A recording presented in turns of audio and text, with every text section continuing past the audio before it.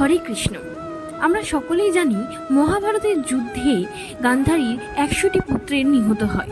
এর মধ্যে দুর্যোধন এবং আরও পুত্ররা ছিল। এই 100টি পুত্র নিহত হওয়ার পর গান্ধারী শোকার্ত হয়ে যায় এবং শ্রীকৃষ্ণকে শাপ দেয় যে তুমি চাইলেই এই যুদ্ধ আটকাতে পারতে, কিন্তু তুমি আটকাওনি। তাই যেইভাবে কৌরব বংশ ধ্বংস হয়েছে ঠিক সেইভাবেই যদু বংশ ধ্বংস হবে। এর ঠিক 36 বছর পর যদু বংশের মধ্যে অহংকার আর বিবাদ বেড়ে যায়। একে মৌসল লীলাও বলা হয়। একে অপরের সাথে যুদ্ধ করে এবং নিহত হতে থাকে। একদিন এক বনে শ্রীকৃষ্ণ বিশ্রাম নিচ্ছিল একটি গাছের নিচে।